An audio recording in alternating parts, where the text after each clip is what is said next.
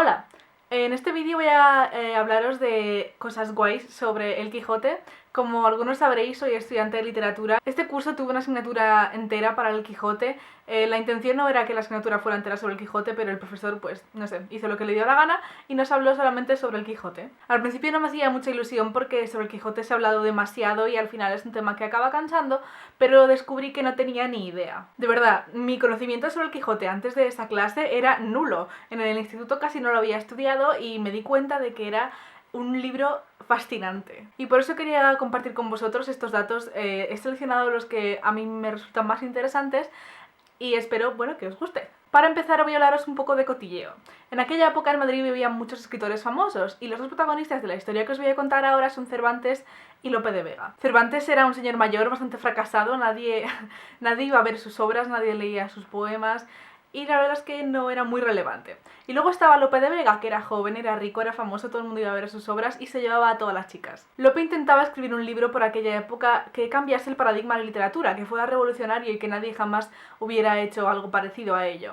¿Y cuál fue su sorpresa cuando un día se presenta este señor mayor sin importancia en su casa y le entrega un manuscrito suyo y le pide que por favor escriba su prólogo? Era común en aquella época que los escritores escribieran los prólogos de otros escritores para darles un poco de prestigio y que la gente dijera, oh vaya, este prólogo lo ha escrito Lope de Vega, así que me voy a leer el libro. Entonces Lope leyó el libro de Cervantes y flipó mucho, porque dijo, vaya, esto es lo que estoy intentando hacer desde hace tantos años y este don nadie lo ha conseguido.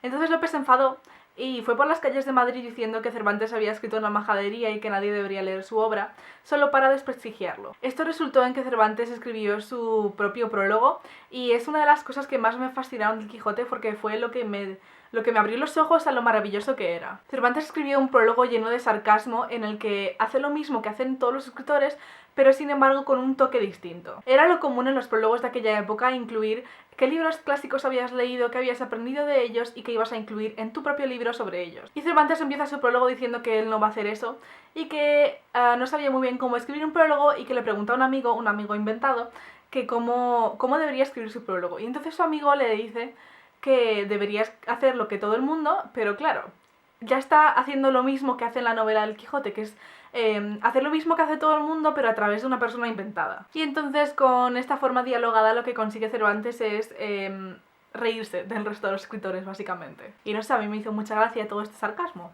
Lo siguiente que me llamó la atención del Quijote fue la forma en la que estaba escrito. El narrador, que en este caso creo que podríamos llamarlo también Cervantes, lo que hace es crear metaliteratura. Lo que hace el narrador al principio del libro es decirnos que él no está escribiendo el libro, que simplemente está transcribiendo unos manuscritos de un tal Cide Hamete Benengeli, que se trata de un historiador árabe que a su vez encontró otros manuscritos sobre estos hechos reales de un caballero llamado Don Quijote de la Mancha. Todos estos intermediarios son inventados y eso es lo que me parece fascinante, que por favor tengamos en cuenta que este libro se publicó en el año 1605, que Cervantes consiguiera inventarse una nueva forma de hacer literatura. Con eso también conseguía quitarse de problemas con la censura y todo ese tipo de cosas, simplemente era decir, ah, yo no lo he escrito, a mí no me echéis la culpa. Toda esta metaliteratura está presente en toda la novela y me lleva a lo que os quería hablar ahora, que se trata de la primera y la segunda parte del Quijote. Una cosa que yo no sabía antes de estudiarlo en la universidad es que el Quijote consta de dos partes. La primera parte, que se titula El ingenioso hidalgo Don Quijote de la Mancha, y la segunda, que se titula El ingenioso caballero Don Quijote de la Mancha. La primera parte, como ya os he dicho, se publicó en el año 1605 y la segunda se publicó en el año 1615. Entre medias ocurrió una cosa muy curiosa que es de mis cosas preferidas del Quijote, aunque no tenga que ver con el libro en sí, y es que se escribió un Quijote apócrifo. Era muy común en los libros de caballería de la época que el escritor dijera al final del libro que quien quisiera pudiera continuar con la historia de ese caballero en concreto, y es lo que hizo Cervantes al finalizar la primera parte del Quijote. Yo creo que Cervantes en realidad no se esperaba que nadie fuera a hacerlo porque se enfadó mucho cuando leyó este Quijote apócrifo. Este Quijote falso lo escribió una persona bajo el seudónimo de Avellaneda. Digo seudónimo porque no hay constancia de que un tal Avellaneda escribiera el libro, se cree que fue otro escritor que simplemente no quería dar su nombre. En la segunda parte del Quijote podemos leer este enfado que tiene Cervantes con este Quijote apócrifo porque él considera que no le hace honor a la primera parte, que los personajes son planos y que no debería haberse escrito. Le ofende, básicamente. Y esto lo refleja en la novela de la siguiente manera. Entre la primera parte del Quijote y la segunda parte del Quijote, el personaje ha ido viajando y Al llegar a su destino descubre que han escrito sobre él ese libro, El Quijote Apócrifo, y se enfada muchísimo diciendo que él no ha hecho las cosas que ha hecho en ese libro. Con esto Cervantes consigue dar más credibilidad aún al rollo de he encontrado un pergamino, lo estoy transcribiendo, porque relaciona el tiempo interno de la novela con el tiempo externo de su vida. Mi profesor de literatura siempre solía decirnos que Cervantes se tomaba con mucha calma la escritura de la segunda parte del Quijote y que en realidad no tenía muchos planes de terminarla mientras siguiera vivo. Bueno, tampoco iba a terminarla cuando estuviera muerto. Y lo que dice mi profesor es que Cervantes básicamente se encerró en su habitación hasta que terminó de escribir la segunda parte del Quijote, que no la releyó y que simplemente la tiró a la imprenta.